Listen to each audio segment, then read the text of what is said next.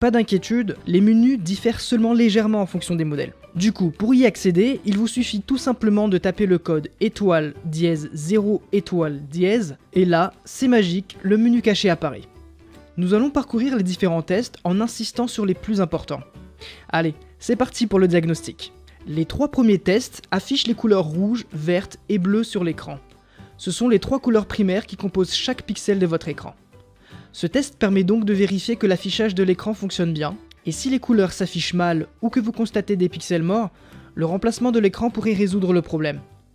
Le prochain test, appelé Receiver, correspond au diagnostic du haut-parleur interne, appelé aussi haut-parleur d'écoute, situé généralement en haut du téléphone.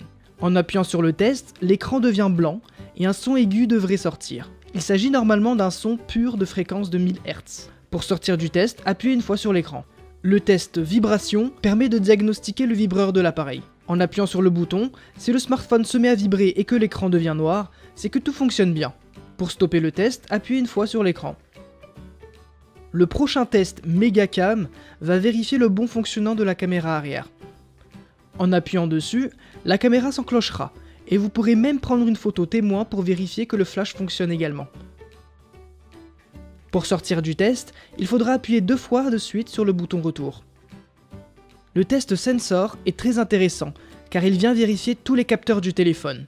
En appuyant sur le bouton, vous arrivez dans un sous-menu qui propose de tester chaque capteur. Le premier capteur que vous pouvez tester est le capteur de proximité. Pour rappel, ce dernier sert de détecteur de présence et coupe l'affichage de l'écran lors d'un appel lorsque l'oreille est proche de l'appareil. Pour le tester, placez tout simplement votre main au-dessus du téléphone où le capteur se trouve généralement. S'il fonctionne correctement, l'écran devrait devenir vert et le téléphone devrait vibrer. Le deuxième capteur est l'accéléromètre. Ce capteur est capable de savoir dans quelle direction et surtout à quelle vitesse le téléphone se déplace en mesurant une accélération sur les 3 axes X, Y et Z. C'est une fonctionnalité très utile pour les applications pour courir par exemple. En appuyant sur le bouton Graph, vous pouvez voir les données en temps réel en bougeant votre téléphone plus ou moins rapidement sur les 3 axes. Plus le mouvement est rapide, plus les données seront élevées. Et si les données n'évoluent pas, c'est que le capteur est en panne. Pour sortir, cliquez 2 fois sur le bouton retour. Le troisième capteur est le baromètre. Il va permettre au smartphone d'acquérir encore plus rapidement une position GPS en ajoutant une donnée supplémentaire, l'altitude. En appuyant sur le baromètre Self-Test, le téléphone testera automatiquement le capteur pour voir s'il est fonctionnel. Le quatrième capteur est le capteur de luminosité.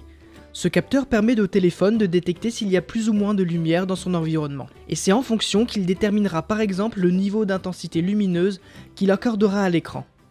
Pour le tester, passez votre main au-dessus du téléphone où il est logé, et normalement le level devrait passer de 1 à 4 en fonction de l'intensité lumineuse qu'il y a dans la pièce. Moins il y aura de lumière, plus le level se rapprochera de 1, et vice versa. Le cinquième capteur est le gyroscope. On peut le confondre avec l'accéléromètre car il permet de mesurer les changements d'orientation sur les 3 axes X, Y et Z. Très utile pour certaines applications de jeux notamment, qui ont construit leur gameplay sur cette fonctionnalité. Sur le graphe, vous pouvez voir l'évolution des données en fonction de l'orientation de l'appareil. S'il n'y a aucun changement, c'est que le capteur doit être défectueux et il faudra le remplacer. Le sixième capteur est le magnétomètre. Il agit comme une boussole et travaille de pair avec le gyroscope. Pour vérifier s'il fonctionne, appuyez sur Self-Test et voir si le test passe. Le septième et dernier capteur est le capteur d'empreinte. Si votre Galaxy dispose d'un capteur d'empreinte en appuyant sur Normal Scan, vous pourrez vérifier si ce dernier fonctionne. Et voilà, maintenant que tous les capteurs sont testés, appuyez 2 fois sur le bouton retour et nous pouvons passer au test du tactile en appuyant sur Touch. Ici, la vérification est assez simple. Remplissez chaque rectangle de couleur en dessinant dessus avec votre doigt. Si tous les rectangles sont remplis, le test est concluant et le téléphone devrait revenir tout seul au menu principal. Le prochain test Speaker vérifie si le haut-parleur externe fonctionne correctement. En appuyant dessus, une musique devrait se lancer. Appuyez sur l'écran pour arrêter le test. Le test suivant, appelé Subkey, vérifie le bon fonctionnement des boutons. En appuyant sur chaque bouton, l'écran devrait changer de couleur. Si aucun changement ne s'opère pour un bouton, c'est qu'il doit être défectueux. Ensuite, vous avez le test Front Cam, qui comme son nom l'indique, testera la caméra frontale. Comme pour le test de la caméra principale, vous pouvez prendre une photo témoin. Le test Grip Sensor Vérifiez le bon fonctionnement des capteurs qui permettent au téléphone de sentir quand il est tenu en main. Quand cela fonctionne, le téléphone vibre et il est précisé « Working » sur l'écran.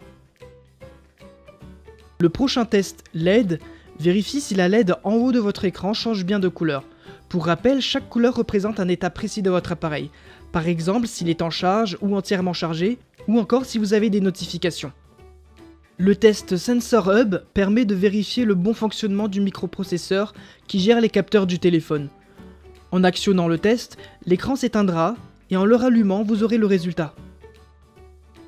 Le test suivant, appelé Black, vient tout simplement vérifier la qualité du noir de votre affichage.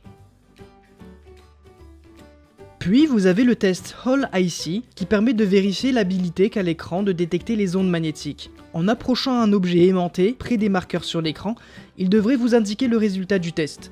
Cette fonctionnalité peut être utile pour les coques de protection avec clapet qui possèdent un aimant. Ensuite, vous avez le test S-Pen qui vérifie le bon fonctionnement de votre stylet, seulement si vous avez un Galaxy qui en possède un. Vous avez 3 tests différents qui vont contrôler entre autres la pression du stylet sur l'écran tactile, sa précision et sa détection au survol de l'écran.